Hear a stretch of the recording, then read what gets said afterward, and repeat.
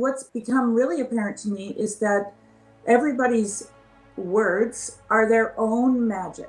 He's expressing this idea in his own terms, but I've heard it from all these other people, and none of them know that the other necessarily is holding the same views, because they're all talking about it in their own sacred magic. You know what I'm saying?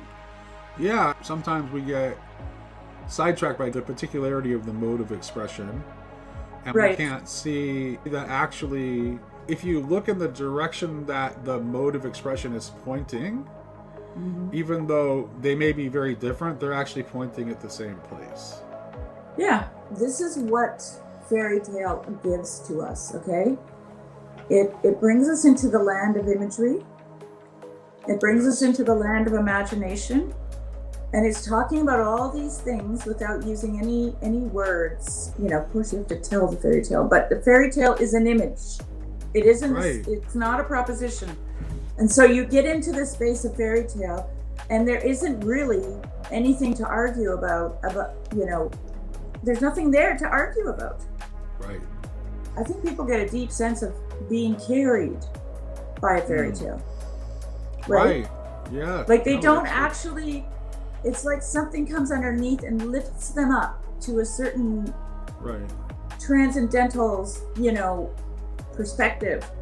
And then they get to ride the story. It's like riding a wave.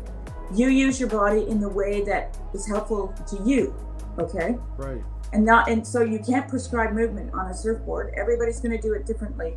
And that's exactly what the fairy tale requires. It requires you to move in a way that allows you to stay carried by it, right? If you decide to argue with the fairy tale, let's say, put it in simple terms, you're going to fall out of the story. But if you say something like, that's not true, nobody can do that, right? Then you just fell out of the story. You're gone. Fairy tale land is gone. Right. It's like George MacDonald's shadow, right? That follows the Nodos, and whenever he sees something enchanted, it moves independently over that enchanted thing and turns it into something normal. It's the worst. It's the worst thing ever. Yeah. And that's why I keep saying we need to know the story that we're in, because we people are living in a fairy tale. Don't fall out of the story, okay? Don't disenchant it. Part of what the human is here to do is to bring all that which is seemingly lower on the chain of being higher up into personhood, effectively. And the love is the way in which that is done. People think, okay, I'm going to go out and I'm going to love the tree, right? What does that mean? Right. You go and hug it? Right. No, it means you come into relationship with it. So what do you have to do? You have to practice mysticism. When we went through Tomberg's book, the first thing that I realized was that mysticism was simply paying attention. Yep. Okay? It was paying attention, it was contemplating, it was ruminating, and then it was spitting it back out in sacred magic. You have to practice mysticism. You have to look at the tree and you have to let it speak to you. And I know how crazy this all sounds, but it isn't crazy. It is not crazy, because the meaning is in the symbol. Fairyland, okay? It's not in the words. The multiplicity, the particular, remains particular. We are a multiplicity. We are all particular. And yet we are all one person, okay?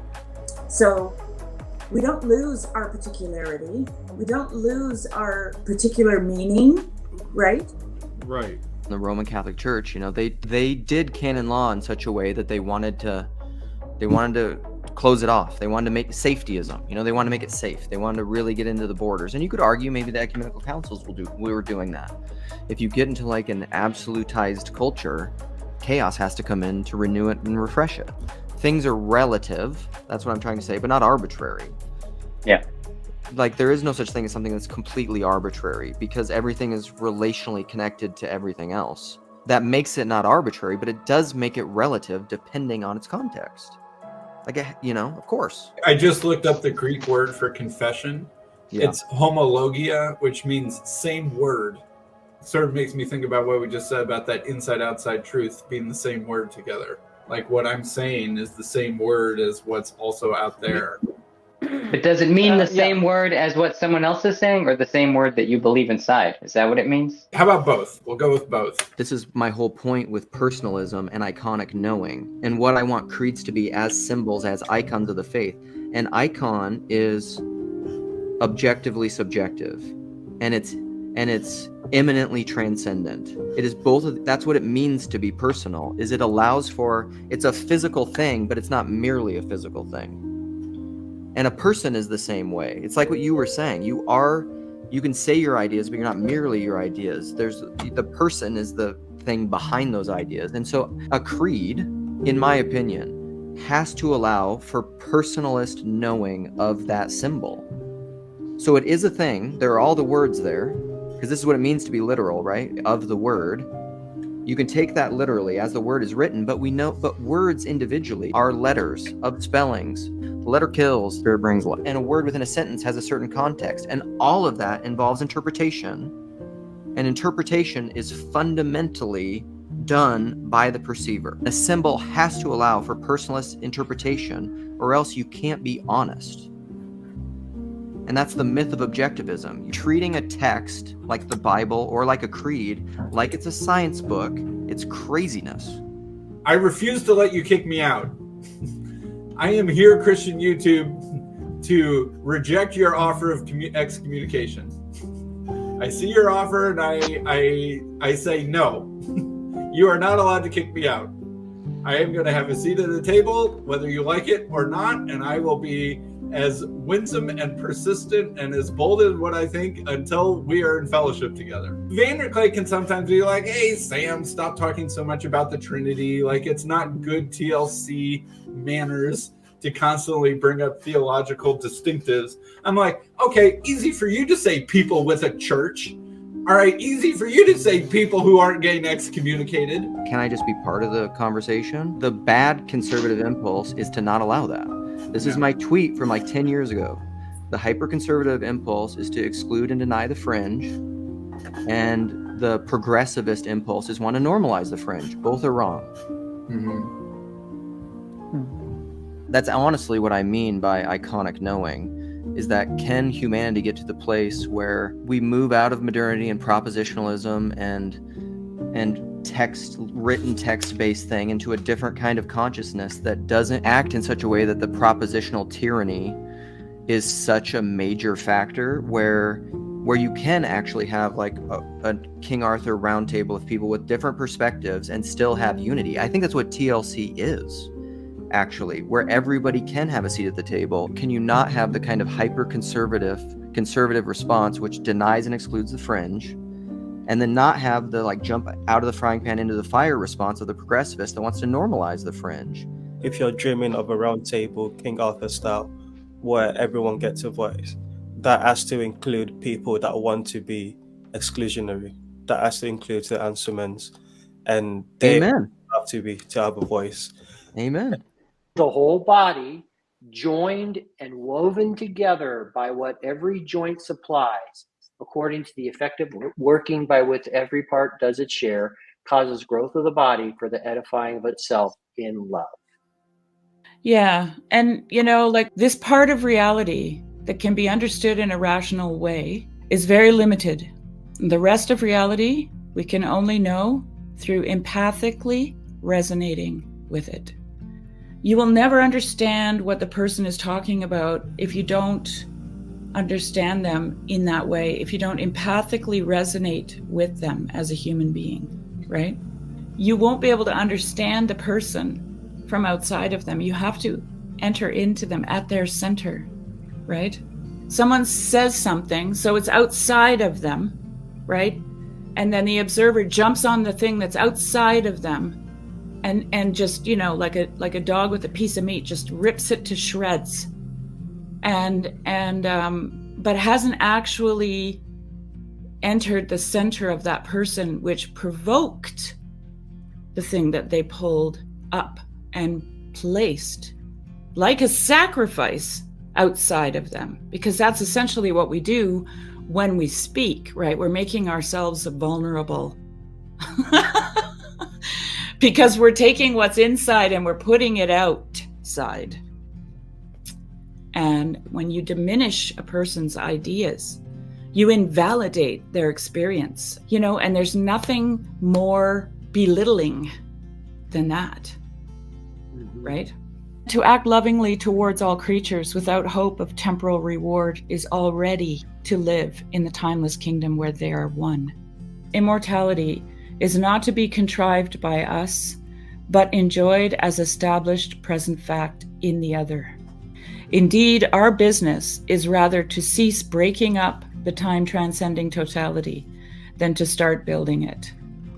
And either we acknowledge now that our life, which is eternal, lies only in the whole, or that fact is forced upon us by slow hierarchical stages, so that by dying on ever vaster scale, we are at last made to discover what really lives. Death is realism about life and the road to it.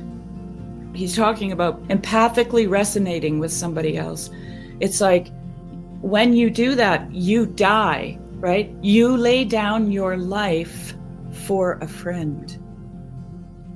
That's what you do. That's doing it. And, we can do it on all the levels, right? This is the core of the Eucharist to me. You are acting out that life of empathically resonating with the person, entering into their center, just at the dinner table. Yeah, you are embodying, somebody would say. We are his children. Mm-hmm. And you know what that means? Every single human being in existence is one of God's children. Whether or not they have professed Christ or not, my dear Christian brothers and sisters. That's the heart of it. And then when I start to see you, I have to see myself as a child of God, not a despicable piece of crap. No, I'm a child of God. So there's some the son and the prodigal son. He remembered who he was. He was the son, right? That's he remembered who he was. He was the son. That's this keystone thing that's right in the center of that sort of teaching. And then you need to have that for your own, reminding who you are. But then when you flip it around and then you look at everyone else, this is the unity and the multiplicity, is that everyone else is the son. God is everywhere present, filling all things at this very center. To act lovingly toward all creatures without hope of temporal reward is already to live in the timeless kingdom where they are one. This relates to the idea of the whole death as the guardian of the threshold. I think this is I'm not sure that the angel who guards the gates to Eden with the flaming sword, I'm not sure that's not one and the same as the angel of death. I really am not sure that they're not the same, because I think that death is the thing that we are afraid of, that is the threshold guardian, that we fear will destroy us. And the key is to submit willingly to that destruction. And then on the other side of that, we are given life again. Harding actually says in a part that he's not so sure that God kicked us out of the garden. He thinks we kicked him out and we put the flaming sword. Well, that lines up with Tomberg's myth of Tomberg's story of the Ouroboros image, right? Yeah, of the serpent swallowing his tail and teaching us that for Tomberg, we learned the secret of closing the world from the serpent, but it was still our willing action to do what the serpent showed us to do. Right. Yeah. So